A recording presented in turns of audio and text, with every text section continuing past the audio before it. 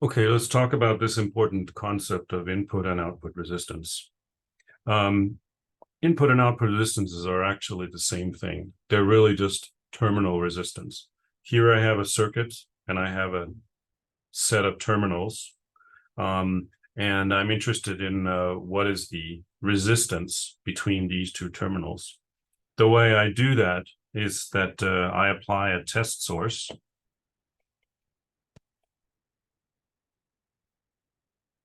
I apply a test source, and that test source can be either a current source or a voltage source. So here's a situation in which I apply a voltage source. And here's a situation in which I apply a current source. I can apply a voltage source V. I can apply a current source I. If I apply a voltage source V, it will result in a current flowing. If I apply a voltage source if I apply a current source I, it will result in a voltage V. Okay.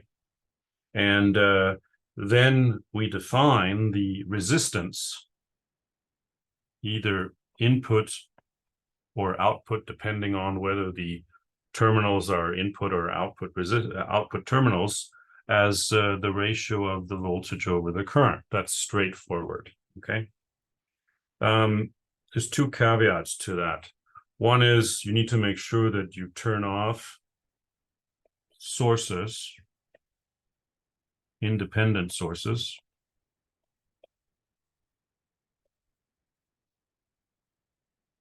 inside the circuit that you're testing. And the other caveat is that sometimes the voltage source or the current source application doesn't work. In the case, for example, if your internal circuit is a short between these two terminals, then applying a voltage to it will not work, right? It will break the math of the problem. And in that case, you apply the current source, and you will see that any current you apply, you get zero voltage. And so that means that the terminal resistance ends up being zero. Similarly, if you try to apply the current source and there's an open circuit between the two terminals, that will not work mathematically. And in that case, you'll have to use the voltage source. And for the voltage source, you will find that you have zero current, no matter what the voltage is that you apply. And in that case, you'll have some voltage divided by zero current. You'll have an infinite terminal resistance, input or output resistance, which is what we get with a short circuit. Let's look at some practical examples. Let's look at the inverting amplifier here. Let's look at the input resistance. So what I do here is I apply an input voltage, okay, to the input terminal. And then I need to figure out what is the current that's flowing. And if I do that, then the input resistance, it says input here, is then equal to Vn over In here. Okay. Now you know from this circuit that the potential here is zero. So you can analyze the circuit and determine that In is equal to Vn over Rn, and then you plug that in over here, and we get that the input resistance is Vn divided by Vn over Rn equal to Rn. So that resistor there on the inverting amplifier is then equal to the input resistance of the circuit. Okay.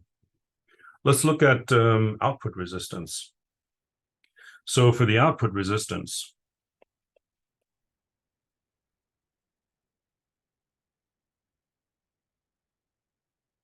what I do here is I apply this circuit V out. Actually, I'm going to apply a current I out. like that. So I'm going to apply a current source there.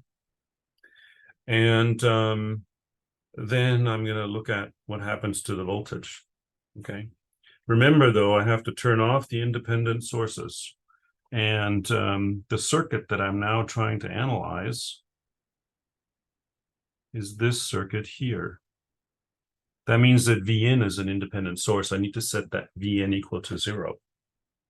And when I set Vn equal to 0, then you know from the analysis of inverting amplifier that the out is also equal to 0. Okay. And no matter what the current is that flows, right?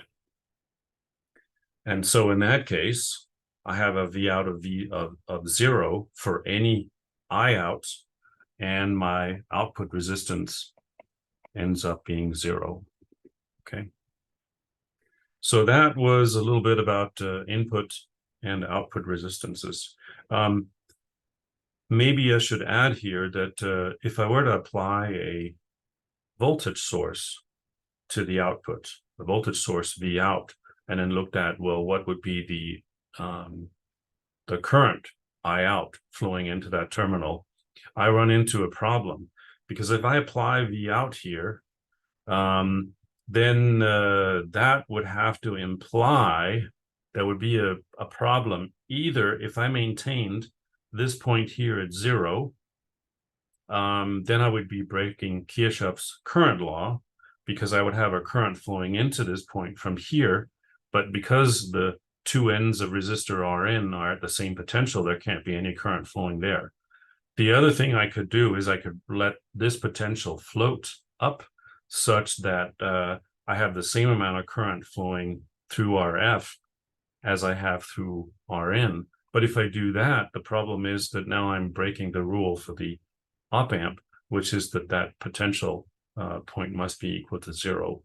So that's an example where applying a voltage source doesn't work. And when we apply the current source, we find that the output resistance is in fact 0, which is the case where the voltage source doesn't, you can't use the voltage source for determining terminal resistance.